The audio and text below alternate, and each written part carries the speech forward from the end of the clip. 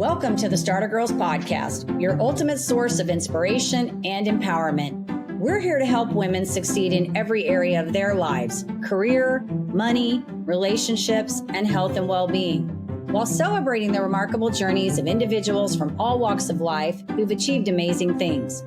Whether you're looking to supercharge your career, build financial independence, nurture meaningful relationships, or enhance your overall well-being, the Starter Girlz Podcast is here to guide you. Join us as we explore the journeys of those who dare to dream big and achieve greatness. I'm your host, Jennifer Loehding, and welcome to this episode.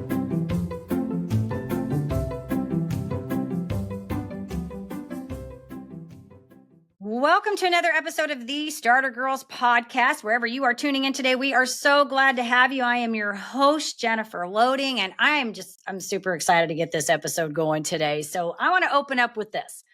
What happens when you leave the glitz and glamour of Hollywood to follow something even more powerful, your passion for purpose? Today's guest embodies the heart of sisterhood, storytelling, and social change. From building safe spaces for women to leading a movement that champions community, collaboration, and equality, they're on a mission to awaken the power within all of us. And so I am so excited to chat with him today. This is going to be so much fun. This is like our first time meeting, and I'm so excited about this. But before I bring them on here, I do want to do a quick shout out to our sponsor. This episode is brought to you by Walt Mills Productions. Need to add excitement to your YouTube videos or some expert hands for editing? Look no further. Walt Mills is the solution you've been searching for. Walt is not only your go-to guy for spicing up content, he's the force behind a thriving film production company with numerous titles in the pipeline. Always on the lookout for raw talent, Walt is eager to collaborate on film and internet productions. With a background deeply rooted in entertainment and promotion, Walt Mills leverages years of skills to give you the spotlight you deserve. Want to learn more about Walt and his work? Head on over to waltmillsproductions.net and let your content shine. All right. And with that, I do want to mention to head on over to startergirlz.com. I say this every single week, and you know why I say it, because one, if you've missed any episode, they're pretty much all there. You can go back and catch all of the beginning episodes all the way up to date. You can also stay in the know, sign up for our community newsletter, and keep up with what we're doing and who's coming on the show, all of that good stuff. But also, if you are an aspiring entrepreneur, creator, or maybe you're in the thick of it right now and you want to know what is your number one success block that may be holding you back, I have a fun, free 2-minute quiz over there that you can take. And if you're like me, I just love taking those things anyways to kind of learn stuff. And so head on over there, check it out, do all the things. And again, that is startergirlz.com. All right, we're ready for our guest today. So joining me on the show today are Nancy and Amy Harrington, the dynamic sister duo behind the Passionistas Project. With impressive careers in Hollywood, Amy as a former VP of post-production and visual effects at Warner Brothers, and Nancy crafting Oscar campaigns for Miramax, they walked away from it all to create a mission-driven movement.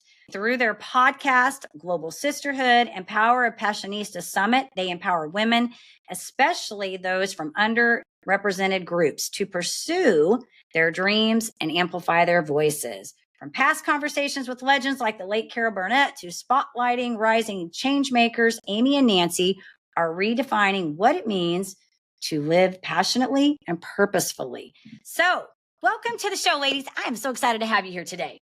Thank you so much for having us. We're excited to be here. This is going to be so much fun. So I'm so excited. You guys have such cool careers. I think what fun.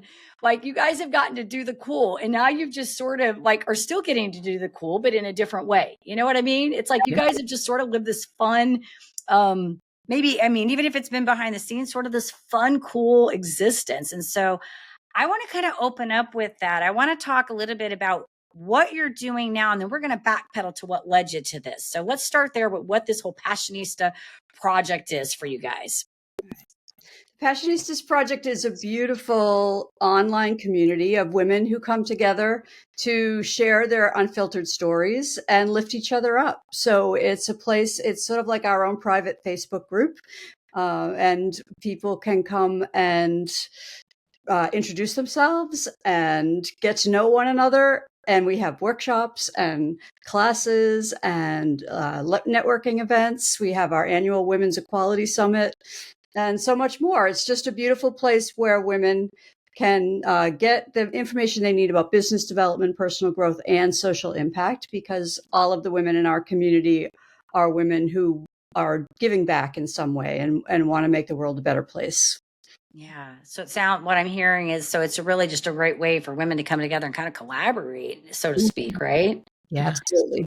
Yeah, but it's not just business development, which is what's cool. There are definitely like the business collaborations happening, which is really amazing to see. But it's also just this place, like on social media, it can get really picky and can be mean-spirited sometimes. And in our place, you really can come and just say, I'm having a bad day, and people will lift you up and support you. Or you can have a passion project that maybe your family doesn't quite get, and they're trying to be supportive, but they just don't understand the path of walking alone as an entrepreneur. And these women do, or they know what it's like to be an artist without a big infrastructure and a company. So it's really like a place where you can get real, genuine support, in addition to having the opportunities to build your business. And then in addition to sharing things that are important to you about how you want to make the world a better place. And that may be as simple as, I like to smile at people every day because I just feel like it makes their day better, to having a real issue that you have built a platform around and you're trying to get people to support you. So it's collaboration, but it's also, at the core of it is sisterhood. It's why we call it the Passionistas Project Sisterhood, because as sisters and business partners, people always say to Nancy and I wish I had what you have. And it's that loyalty and undying support and, the shoulder to cry on and the cheerleader to cheer you on. Like, we've actually built that for a group of strangers who now are finding that with each other. And it's really beautiful. Yeah, no, I love that. And I think, I was telling somebody not too long ago, we were actually talking about Mary Kay, because I shared with you that offline that I'd been in that for a very long time. People that been following me for a while kind of know that. But I'm working now. I just started a networking group here in the Dallas area. It's actually, it's a part of a larger community is what it is, but they have both an online and then an in-person presence. And one of the gals that I'm working with is presently in Mary Kay. She's in kind of in the same kind of leadership role that I was in when I was in, but I was in 22 years. She's been in now 30 years. And so we both come from that kind of that lineage is what I call it. And we were actually talking about this not too long ago that, a lot of the times the women stay in that organization because of the community, the culture, right? Like it's about the sisterhood. And so I don't know if I shared it with her or somebody else. I said, one of the things that I miss, I have no desire to go back in. My time was served there. I have a new calling, new purpose. But one of the things I do miss about that was the team. It was the camaraderie. It was the having to be accountable to somebody and people being accountable to me, right? Like having that bouncing back of ideas and support, and you're right, when you're in the entrepreneur world out here, I call it on the other side, a lot of times you are solo doing things, right? You're kind of in your own little world. And we used to always say, and I'm sure they still say at Mary Kay, like, you never get rich off family and friends, right? So, you're in business for yourself, but we would always say, Mary Kay, you're in for business for yourself, but not by yourself. And so I think that's so important when you're talking about sisterhood and community and, and having that, because I do think that as a, species, we're obviously driven to connection and all of those things. And women, I think men need it too. They don't want to admit it, but women's, like to really take advantage of that. So I love what you're doing. I think it's important. And we know people thrive in those environments. So thank you. It's good Couldn't stuff. agree more. Yeah, good stuff. So I want to kind of talk about what brought this about for you guys, because you both were clearly you must have loved what you were doing before, because you had, I just think those are so fun, so maybe, because I kind of touched upon it, share with our audience a little bit, whichever you want to go first, tell us a little bit about your background, and then maybe y'all can just lead us into what brought about this whole passion project for you. Sure. So I used to have my own graphic design business. Amy and I, first of all, we grew up in Boston, Massachusetts, and I stayed in Boston, and Amy moved out to California to pursue her Hollywood dream. But I had my own graphic design business, and my husband and I had a theater company in Boston for years. And then I finally missed Amy too much, and I moved out to California to be closer to her. And I got a job working at an advertising agency that did the Academy Award campaigns for Miramax. So I did that for several years. In the meantime, Amy was back in California, and she was the vice president of post-production and visual effects for Warner Brothers. She was the first woman in the history of feature films to hold that position. Wow. So she oversaw post-production and visual effects on over 250 movies like Harry Potter and The Matrix and Batman, and just so impressive, such a big resume. And we both loved what we were doing. You're absolutely right. It was a passion for us. We grew up in a very creative family. Our parents met at art school. We were always encouraged to follow our passions and be creative. And but we were both ready for something else, and we didn't know what that was, but we knew we wanted to work together. So we quit our jobs at the same time and started on this long journey of taking any job that was offered to us. And we did all sorts of crazy things, but we landed in the world of celebrity interviewing. And we've been celebrity interviewers now for 15 years, and we love doing that. That is so much fun to do that together. We've done red carpets for the Emmys and talked to major stars in television.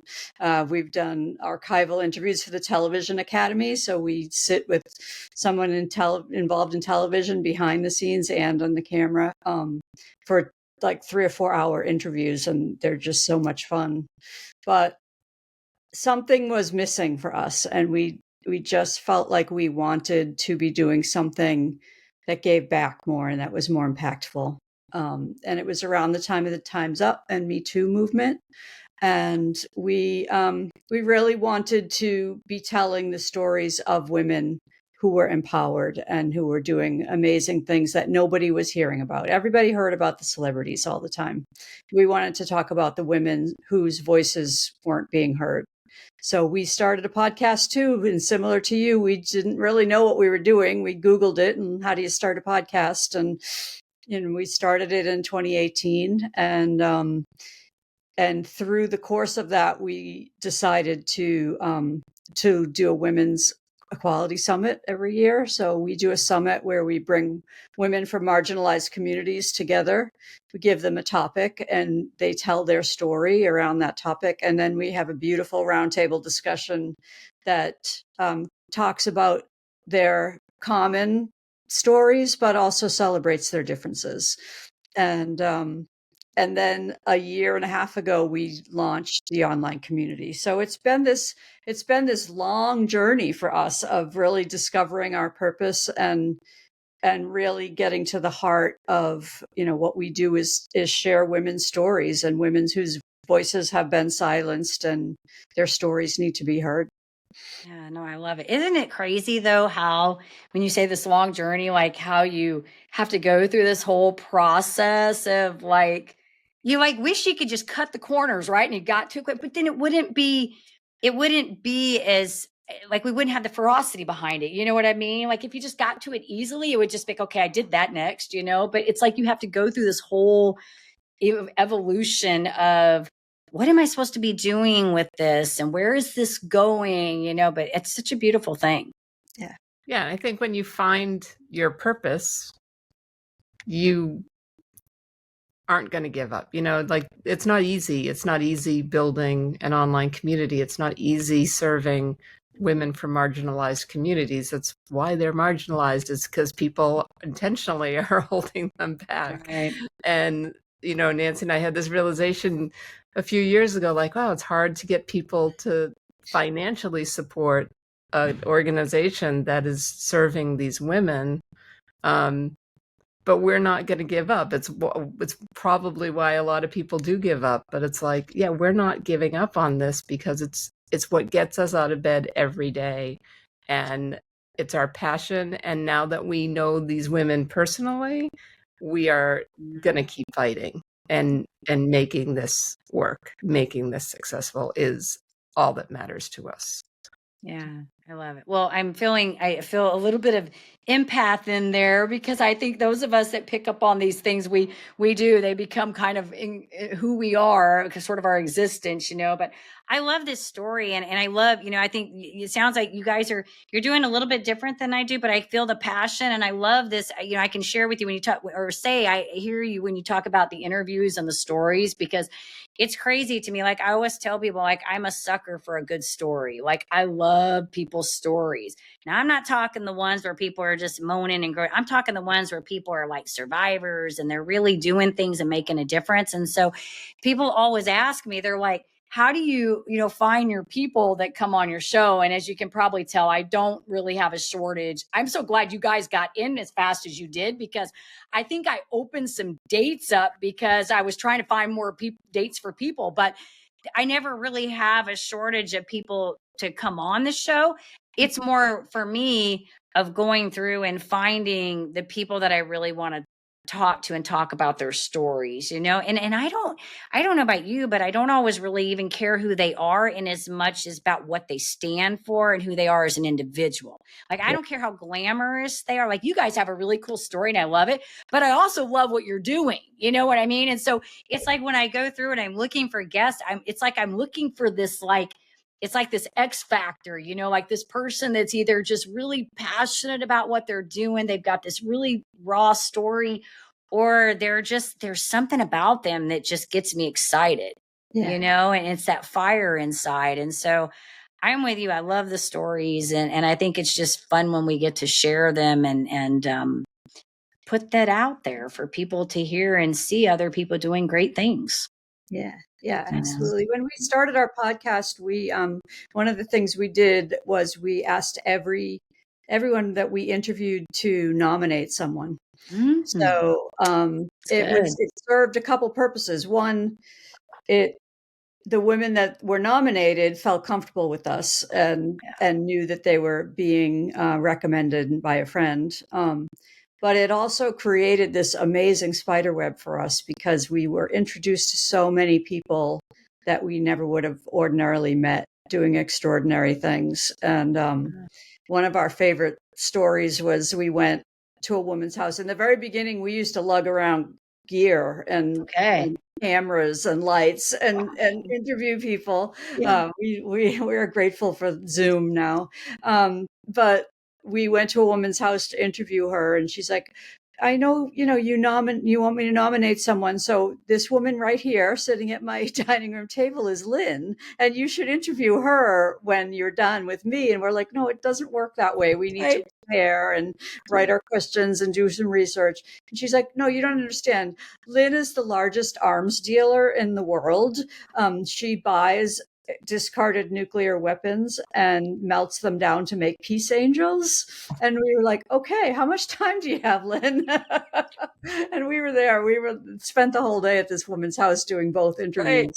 Talk about adaptability, right? You're just going to pivot and do it. Yeah. Totally. I've had those moments too. Like, I've had those weird moments. Like, we pretty much, I do. It's funny because when I first started my show, I used to go in studio. So I had the whole nice setup and everything. And then, of course, COVID hit. And I still, believe it or not, during COVID was still driving into the studio. And you would be amazed. I think I had one person not show up for their recording. People were still showing up, and we weren't in a big room. So it wasn't like there were a ton of people around, but we still did it. And then finally, I was like, okay, well, now they got all these platforms. Now we can go home and go back online. And so I've been doing them like that. But every now and then I will get somebody, like I had a fighter. He was a boxer, and one of his friends, his name was Cam F. Awesome. They actually did a Netflix documentary on him. And so I meet this guy at an event, and I'm like, okay, we're coming to your studio. So I got my editor guy. I'm like, load your stuff up. We're going to this guy's studio to record him there, because I want to do this in there. So every now and then I'll do something like that where we go in somewhere crazy. But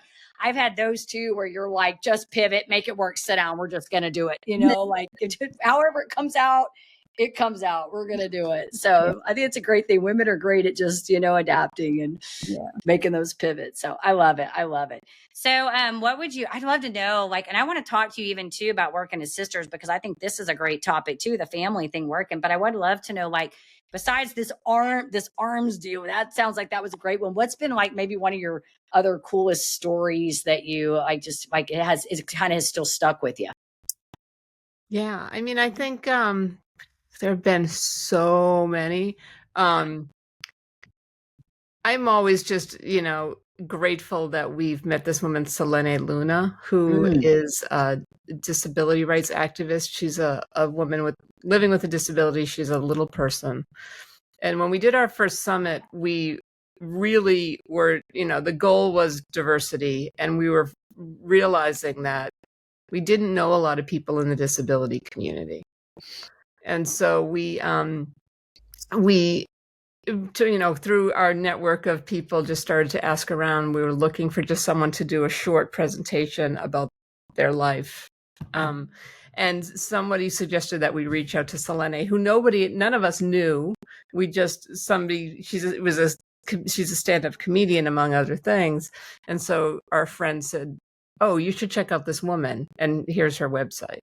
And so we reached out to her cold, and she ended up pre-recording a presentation for us. And now she's become a dear friend, and it really set us on this path to becoming disability rights activists. But her story basically is she was born a little person. She is a little person, and one of the smartest people we know. But when she was a kid, because she had this disability, she was put in a corner in school and literally and told no, we're not going to teach you anything. You're not smart enough to learn this stuff.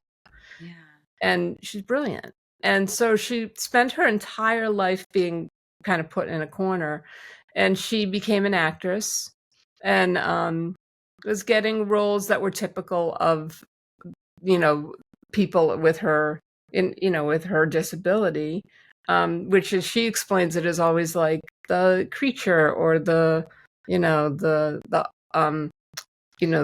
elf or whatever the stereotypical things in media are. And she met Margaret Cho. She started actually doing a burlesque show with Dita Von Teese. And she met the comedian Margaret Cho. And Margaret Cho said, "You need to become a stand-up comedian, because then you can tell your story. You can claim your story." And so she did, and she's a hysterical stand-up comedian, so good. And then ultimately she ended up getting a role. I mean, she's been on a ton of stuff. She does a voice on a cartoon on Apple TV too, but she got a role on the Sons of Anarchy spin-off, Mayans MC. And she had this really pivotal role on the final season of the show. And she's just an amazing person, and her story is so deep and rich, and it set us on a path in the sisterhood that we might not otherwise be on, in terms of what does equality mean? Who are the groups we're serving? Who are the people that, especially women with disabilities, if you talk about representation and stuff, they're kind of the last group mentioned, and frankly they're probably the biggest group, and they're the group that most of us are going to end up in, because the number of women that actually become disabled in their lifetime is, the people that become disabled is massive. So it's just been, she really changed our lives in an amazing way, and as a result has helped us change other people's lives, because we've learned more and can be more supportive. So that's one that really stands out to me. Yeah. I think the stories, I know people ask me, I know that was probably a loaded question, because people always ask me, they're like, "What's your favorite episode?" And I'm like, okay, seriously, I have interviewed probably 600 people between the two shows. I there's always the ones that I kind of stand, but I'm like, where do you want me to start? Because I've had so many great fun people. Right? I had Cass Haley, he's a singer. His song was on the Grammy Awards. He sang on my show. I've had so many just fun people that have come in from different walks of life that it's we'll sit here just go back through them and look, because there's so many great stories. But like you, there have been so many. I feel like, like I was telling someone the other day, even just as when you talk about journeys and growth, like in all the years, as much as I love Mary Kay, like I feel like I learned so much about leadership in that, and about community. And also because I didn't grow up personally in a home where my parents were always like, like encouraging us to do things. I was in a very serious family. And when I went into Mary Kay, that was like a game changer for me, because it taught me a lot about, positive affirmations and all that. And I firmly believe that, all my children are adults now. I firmly believe they would have had very different lives had I not, gone through all of that. But I will tell you, I feel like I say some of my biggest growth lessons have come in the conversations that I've had through my podcasting, because I have been put in places with people that I would have never come across. I would have never met you ladies had I not been doing this. There have been so many. I mean, we're talking professional players to Olympians to unique. I had people from Shark Tank. I mean, people that I would have probably never come across had I not been doing this. And it has forced me to have different kinds of conversation, to have to research different things, learn about things I didn't know. I mean, like, get on a conversation with a tech person. Like, I have no background in tech, and I'm honest, I'll jump on and be like, I know nothing about tech. But then to have that conversation, and then you're like, wow, that was an interesting conversation, So I just think there's so much that comes from this, and the people that you meet in the process, they lead you down some really neat roads. If that's like the simplest way I can put it, right? Like, and I'm thinking as I'm talking to y'all right now, I'm like, I have some people that I feel like I need to introduce you gals to, that maybe would be, I don't know what, I met a lady a few weeks ago through a network that she walked with Martin Luther King Jr. And I'm like, y'all probably need to meet. Yeah, she's a new lady here. She's like, and she's done some really, like, she has a whole thing of stories back there. I'm like, I'm trying to get her on my show, but y'all need to talk to her. Yeah, we would love she might be somebody y'all need to know. But yes, they lead you to great journeys and paths, and you never know where they're going to take you in the end. Beautiful. And on the other side, the greatest, most fun interview life moment for us was interviewing Dr. Jane Goodall, who has been our hero since childhood, like literally our hero since we were little girls. And we presented her with an award at our summit a few years ago, and she virtually accepted the award, and we got to interview her. Meat chills. And it was like,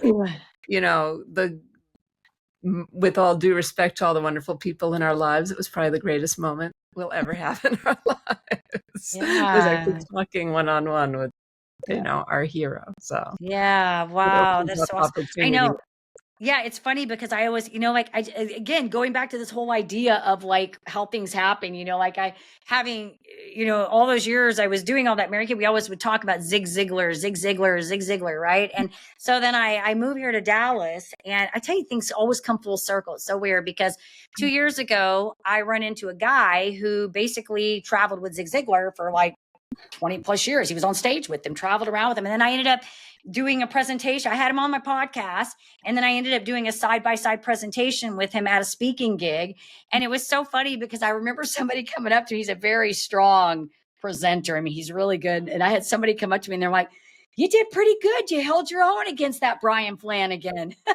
But aside from all of that, I just thought it was ironically funny that all these years, I mean, if I think about going back to 1997, when I joined Mary Kay, and I was in my late 20s, and I had no idea what was going to be happening some odd, years down the road that would all transpire. And I just think it's so incredibly crazy how our lives unfold and things sort of come, like you talk about getting to interview your hero, right? Like you would have never known that was going to happen. But I think you also have to be open to it, right? Like you were open to the opportunity. Mm-hmm. And when that opportunity presented itself, you didn't shy away from it. You ran toward it. Yeah. And I think that it speaks to entrepreneurship, the people who are willing to go on the adventure. Yeah. With the understanding that it might fail, it will definitely change shape along the way. Mm-hmm. But if you're not up for being open to the change and the excitement of the unknown and the willingness to step into the moment, then you're Don't not do it. going to succeed. You gotta Find something else, take the right? risk. Yeah. Well, speaking of that, let's talk about that, because you guys talked about like giving up that job and then taking it. And I feel, like even though our paths are different, I'm listening to y'all and I'm like, oh my gosh, because I know that feeling of taking the things because you're trying to pursue the big thing. So you take a few things to get like to suffice to get to the big thing, right? Like jobs, I've done all kinds of things too. And I would say I'm not even right now. I'm building out a pet sitting business with my middle child right now. I'm trying to help her build a business up. And so I got all these little things going on in there, but I would love to know for our audience, maybe some of those, I guess maybe, I don't want to say hard spots, but just challenges, potholes that you had to work through to go from that, that lush, or what you call it, stable job, to this unknown. Yeah. Yeah, it's a scary thing to do, that's for sure. I am lucky in that I have always been an entrepreneur. Our dad owned his own business. We grew up in a world where it was normal to have your own business. So I, right out of college, started my own graphic design business. So the couple of years that I worked at the advertising agency doing the Academy Award campaigns, that was the only time in my life that I've had a full-time job working for someone else. So for me, it was a much less scary proposition to leave that job. And I was yearning for it. I didn't like working for somebody else.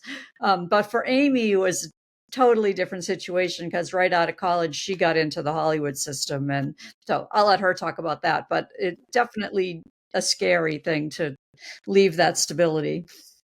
Yeah, I was really lucky, even though technically the entertainment business is a freelance world where you go from project to project. I moved to California a week later. I had a job. I always had something that, if I was working on a TV show and summer came, I always had a summer job. So I really worked consistently. And then I got to Warner Brothers, and I started on a TV show called Lois and Clark, which was like a Superman show. And then I ended up, as part of that, we ended up starting a visual effects company within the studio. So that was a stable thing. All of a sudden I was, I knew I had this gig and I wasn't going to have to jump from show to show. And then they asked me to come to the studio and be an executive. So that's when I signed a contract, and I had a, 3-year contract that got repeated until I left. And so I only really knew stability and really good pay. And so that was really scary for me. It was like, oh my God, but what? And I was single, I was young, and I had bought a house on my own. And I was like, what happens if we don't make money? And Nancy was like, we will, but if we don't, then you sell your house and you'll be fine. And luckily I never had to sell my house. I sold it when I wanted to and bought another one. So this money thing was definitely the scariest part. Yeah. And I think it's the only thing that's been scary. Even to this day, money can still be, scary. But like I said earlier, we're creating something very different than the standard model. So getting people to understand what we're doing is challenging, but the doing of it, the adventure that Nancy and I have been on, all the twists and turns, and what we're doing now, like the rest of it isn't really challenging. It's tiring, it's just the two of us. It's a lot. We have a lot on our plate, and we're idea people. So we always say we're never short of ideas. So reining ourselves in from the okay, that's a next year idea. That's not a right now idea. That's challenging. But beyond that, it comes pretty naturally, I think. Yeah. Yeah, I love the idea. I was smiling when you said that because I feel you on that one because I'm partnering up, with these 3 people I'm working and we're all idea people. And I might put me in a room with people that have ideas all day long. I'm excited hearing about your idea. Like, I don't even care what it is. I'm excited if you got an idea. Like, because a lot of people don't have ideas, right? They just sit around, they complain, they don't have ideas. I'm like, I love ideas, but I get it because it's like sometimes you have to reel that in. Like, we have to table that, like we're going into this meeting and the day of, one of my partners is like, hey, I got an idea. And I'm like, you know what? We're going to write that down or hang on to that one for the next thing because we can't be throwing them all in right now, So I get it. It's hilarious, but I love this. And you know what? And I think that, yeah, it's funny because people always ask me, like, even with the podcast, and I'm honest. I mean, I don't make money on the podcast. Most of this, when I started this, I never, honestly, I'm going to be truthful. I never intended in the beginning for the podcast model to be we've got about 20,000 followers in the YouTube now. We're growing it. And if it does, great. But that was never really my whole intention. I mean, I should probably be smarter to say, yeah, we should be trying to, as long as we've been running this thing. But it's really always sort of that part of it has been kind of a passion project for me. And I think when you get led in that space, sometimes, yeah, you've got to be smart business people. But at the same time, you do it because you love what you do. Right. And the minute it gets icky and hard, then I don't want to do it. Right. Like then I'm just, we're not doing this anymore. And you guys are probably figuring this out too, is that's when you start having to really pivot, because as you're working, you go, okay, you know what? This is not making me happy, this aspect of this. And I need to pivot and either figure out how I'm going to delegate, change this, and so that's why even like now, you probably like me, like I have systems for the podcast. I finally got somebody to help me with like some of the YouTube work, just because I was like, this is stupid. Like, I hate this part of the podcast. I just want to talk. I don't want to sit and type, be typing up the words and all that, so I'm like, help, so you just learn to sort of, figure out what's important. But I think also embracing that journey and recognizing, like you're saying, or we've kind of been saying through all of this, is that you're going to have to expect these challenges and these pivots and be adaptable and curious and all those things in this. Yeah. I think curiosity is key. Just like us, we started this as a passion project. It wasn't, our podcast was never about making money. And it doesn't. I think we got our first $11 check a few weeks ago. It was like, woo! And when you get like, yes, I've gotten a little money for different things, and it's always exciting when you're like, yes, I got something, it paid off. But and subsequently, the rest of the Passionistas project really wasn't about making money. We were just following what was coming up, and we realized a few years ago that we had to stop doing that. Yes. And we actually worked with 3 different coaches in 2022 and 2023 to rebrand and to really figure out what was important and how we could make this sustainable. Because we realized, we still have clients on the side. We still work for the Television Academy. We still have clients that we serve, and that's most of our income. And we don't want that to be the case. We want the Passionistas Project to be our main source of income. And so we're working really hard to make that happen. But we worked with 3 coaches to realize that, we were just doing what was happening in front of us, what was presenting in front of us, instead of making a plan. Someone told us, if you're driving down the road looking at the map, pull over to the side of the road, plan out your route, and then get back on the freeway. So we did that. And that's when we realized that we needed to start the online sisterhood, because that was really at the core of what we wanted to do, was create a community. So that was a huge pivot for us, and we're starting to make a little money from that. It's like Amy said, it's challenging because we serve women in marginalized communities who, bad business model for anyone listening. They tend to not have a lot of money. So so we are still working on the making money part of it, but we wouldn't give it up. So we're just going to figure it out. It takes and I, like you, I had to kind of do the same thing for our clients, but but it is a challenging journey, and that it is good to have a plan. That's for sure. Yes, I'm with you. Plans are important. And yes, sometimes you have to have those little wake ups where you realize, okay, yeah, you can do parts of this that you enjoy for free, but you got to make some money somewhere. So you got to get a plan, right? I'm with you. I say I've had so many mentors and coaches over the years. I do that with people. I work with people to do that, but then I get them for myself too. Believe it or not, you will laugh because I worked with a coach, I guess last summer for about it was like a mastermind for about 3 months. Before that, I had a guy that I worked with for 2 years, and he helped me kind of craft out this big course. And I was like, okay, great. I got this great immersion, high ticket course. And then I'm like, what do I do with this thing? Like, hello, what do I do with this? So then I worked with this coach over the summer to just kind of, I guess, engineer it backwards, probably kind of a little bit like what you guys did, and really get into, okay, what is it that I'm doing? Because I don't know about y'all, but like for me, because I've had this whole healing journey that started out with a physical ailment transformation, but it went into all of this that I'm certified in like all these different areas. So like I can do business coaching, life coaching, health coaching. I'm keto certified, nervous system certified. So then I had to figure out like, what do I do with all that? Like, that's a lot. I can't tell you, where do you go? Where do you start? So I had to work with this coach, and I'm telling you this because what she helped me do is figure out like how to tie those together.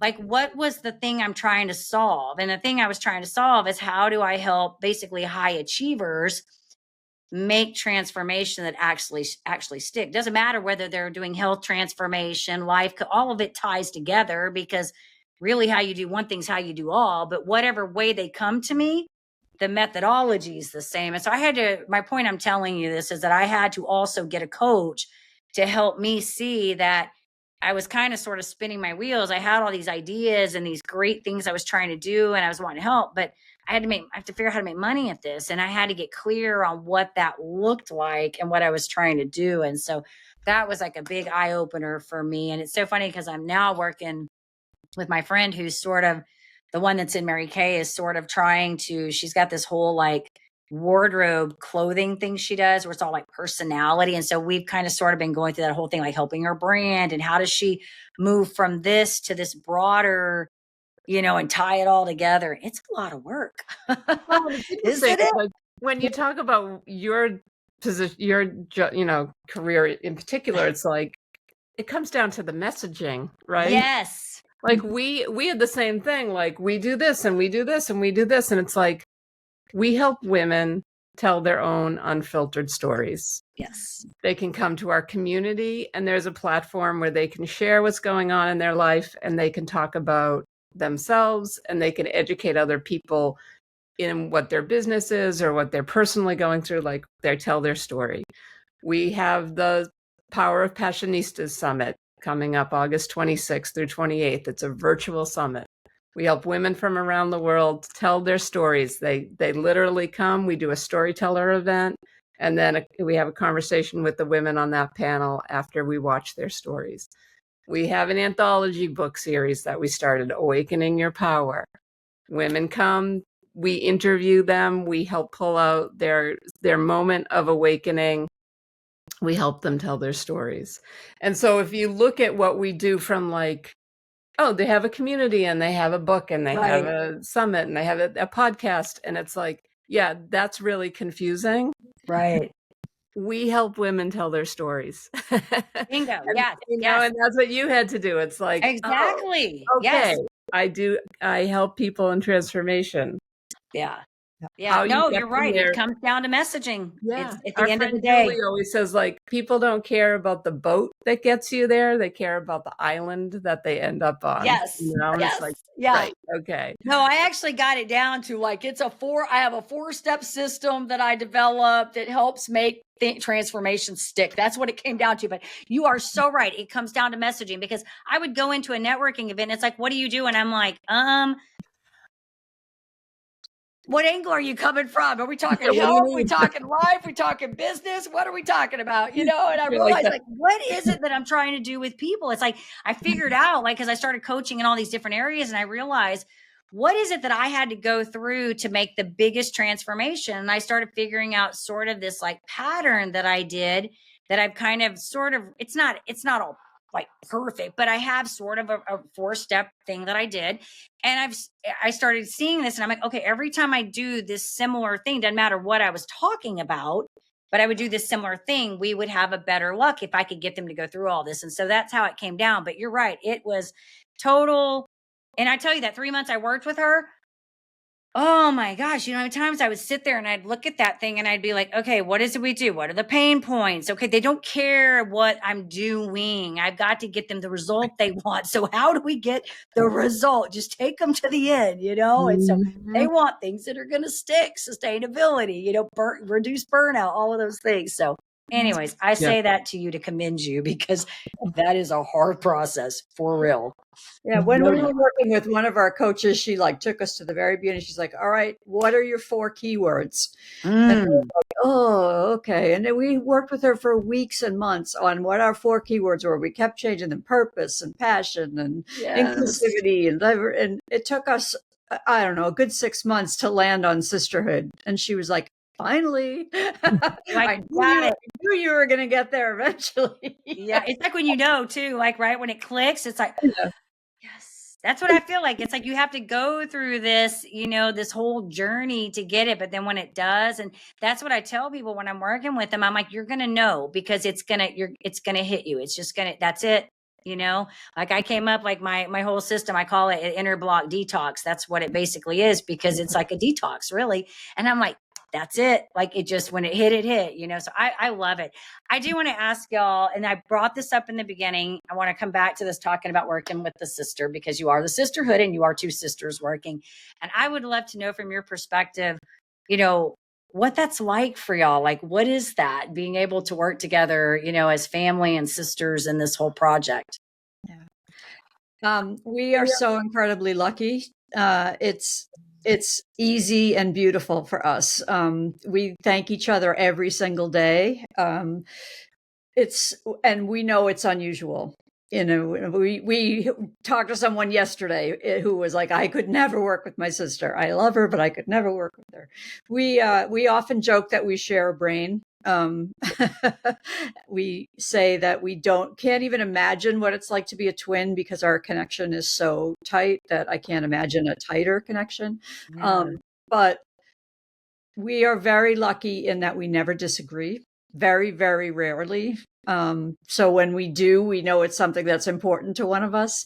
But I'd love to regale you with stories about the challenges we've had and how difficult it's been for us, but it's not. It's really easy and it's beautiful. And we both know we wake up every day and we have each other's backs. And I can't imagine doing it alone. I had my own businesses for years before working with Amy, but I can't imagine going back now to doing it alone. I love it. I love it. Did you want to add anything, Amy? No, I mean, I'm just so fortunate. I mean, Nancy is the greatest human being on the planet. So it's like I get to work with her every day. And like she was saying, yesterday we went to a networking event. Our charitable partner at our summit this year is an organization called She Angels Foundation. And it's really amazing. It's a group of women who they've given, in the last 5 years, they've given about $300,000 worth of grant money to women-centric organizations. So yesterday there was a networking event, and we also are giving their grant recipients scholarships to become premium members of the sisterhood. So the woman who runs the organization, Kat Curry-Williams, was like, okay, we'll come and we'll announce the partnership, you know, the collaboration, and you can speak for a few minutes about the Passionistas Project. And I just looked at Nancy and she knew right away, like, okay, you're gonna do this one because I can't. I'm great in one-on-one. I'm great in a Zoom with 10 people. I cannot speak in front of a room full of people. It totally freaks me out. And Nancy doesn't like it either. But she stepped up to the plate and she was like, I got it. I'll do it. And she was amazing. And so we just are so fortunate that, like, even when we're both in a moment where it's like, okay, we're both scared, but one of us will ultimately step up and have the other one's back. And and then we get to like be at this lovely gathering and talk to people. And I always know that like I'm never going to be standing in a corner by myself because Nancy's there. I'm always going to look like I'm having fun because I am having fun because Nancy's there. So it just, I never want to know. I mean, Nancy got sick a few years ago and I had to kind of carry the business for a few months without her. And I don't want to do that ever again. Not only because it was harder, but just because it wasn't fun. Yeah. Wasn't the same. Yeah. I think it's great. I love it. I think it's awesome. And yes, you guys are, I think, very fortunate. I have one sister who's younger than me. We've never been in a capacity where we've had to work together. So I don't really know how it would work out, but I think it's impressive because I think family can sometimes be some of the most difficult. I always admire, like I've been married 29 years and I will be honest with you. I don't think there's a day that my husband and I could work together because, he's a chemical engineer by trade, very quiet, dude a few words, doesn't like say a whole lot. And I'm an over communicator. So I move fast and he does not. So I think I'd be like, dude, are you going to move or are you not moving? So I don't know, but I'm always impressed when I see couples that are working together. And I'm always like, tell me how you do that. Like, what are you doing? But I think it's great when you're able to do that. And you definitely, I don't know how y'all grew up, but there's something definitely there that your parents did something right there that you two have it figured out. And I love it. I think it's amazing. Yeah, our parents were very loving and very supportive. And our mother always told us that your brother and your sisters are your best friends. And no matter what, they'll be there for you, and never take advantage of that. Never take that for granted. So it was a lesson that was instilled in us from when we were kids. And Amy and I are very, very close, but we're also very close with our brother and two other sisters. So you guys that's how my kids are too. It's funny because my sister and I didn't grow up like that so much when we were growing up, but my kids, my three are pretty. My two youngest, my boy's the third one. And so my two youngest are like this. I mean, when they were little, people thought they were twins and they were not. They were 3.5 years apart, but because they were always together. But all three of them are pretty, like if one comes over and I'm like, hey, one's here, the other two if they're here, they want to, they've been traveling a lot. So it's kind of more difficult now to get them all together. But yesterday or the other day I had them, I think Wednesday I had them all here. And it's like, when they're here, we go, I've got to get dinner. The kids are all in the same spot, but they're like that too. They will. And I laugh at them because I will see that the two youngest will get into a spat and they will be going at it. But then they're the first ones that call each other. Like when they call each other more than they talk to me. Mm-hmm. Seriously. Like they will talk every day. When my son was in Florida for 5 months working, I'd be like to my middle page, I'm like, have you talked to your brother? She's like, yeah, he FaceTimed me the other day. I'm like, I have not talked to this kid in like a month. What is he doing? They will lie for each other. They will cover. The whole thing, And I'll be like, are you telling me the truth? Or is this a story? Who's telling the truth here? When Nancy still lived in Boston and I first moved to LA and I would go home to visit, my parents I would stay at my parents' house. They would want to pick me up at the airport. And so we finally hit a point where, Nancy and I just wanted to hang out, and her husband was always great about me coming. So I would fly in a couple days early. So you could hang out? Not tell our parents. And we would hang out. We would have like 2 or 3 days where I just hung out with Nancy and her husband. And then we'd, go, oh, Nancy's picking me up at the airport. And then we'd go. And then you'll show up, right? And Nancy's husband, God bless him, is like, George Washington. He cannot tell a lie. And he'd be like, oh, when we were watching that movie the other night, and we'd be like, your parents are like, what? I wasn't there. I was not there when you were watching. I watched that movie back in LA while you were watching it here in Boston because I didn't fly in until an hour ago. So so funny. Well, I laugh about it because I'm like, look, if my kids all like each other, I'm happy. I think it's a good thing, right? But I do tease them sometimes because I'll be like, why do you know that? And I do not know that. And they're like, Mom. That means you did a really, really good job.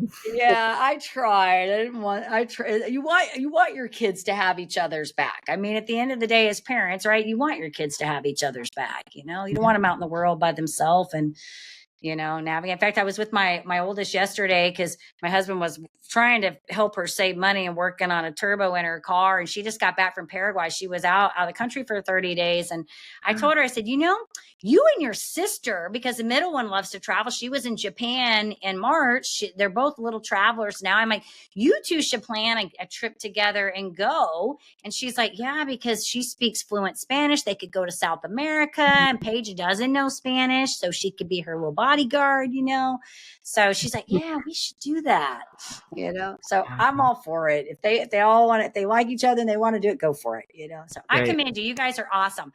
So I love it. You guys are doing great things. Anybody listening to the show, maybe they want to learn a little bit more about the podcast, all the project, the summit that's coming up. Where would you like us to send them? They can go to thepassionistasproject.com, and you'll find everything you need to know about the Sisterhood, the summit, the anthology book. You can find our socials and hit us up on Instagram. That's the easiest way, thepassionistasproject.com. Well, I'm going to follow you gals too, so I can keep up with what you got going on. So look for a little request from me. I'm going to catch up with what you have, but we'll make sure too, when this goes out, I'll get the website in there too, so that people do hopefully read the show notes. They'll be able to get it on there. We usually put something on the video too. That way that they're visual, they can see it as well. So thank you. You guys are awesome. Like I said, I love what you're doing, and I want to, just commend you and keep encouraging you to keep, doing the thing, making the world a better place. And that's really what this is all about at the end of the day, right? That's absolutely. Right. Yeah. We're not going anywhere. We'll be here for everybody. There's a free tier, so you can join the Sisterhood for free, and you can start connecting with other women and being a part of the community. And I recommend that everybody come and do that today, because there are sisters who want to be there for you and support you. So. Well, thank you for that. Yeah, we'll make sure we make a note of all that in there. So good stuff. All right. And of course, to our audience, we appreciate you and hope you, found this episode both inspiring and informative. And if you do, do all the things, of course, go check out the Passionista Project and what they've got going over there. But also go hit like, subscribe, share, comment, do all the things so we can keep sharing all of our content as well. And as I always say, in order to live the extraordinary, you must start. And every start begins with a decision. You guys take care, be safe, be kind to one another, and we will see you next time.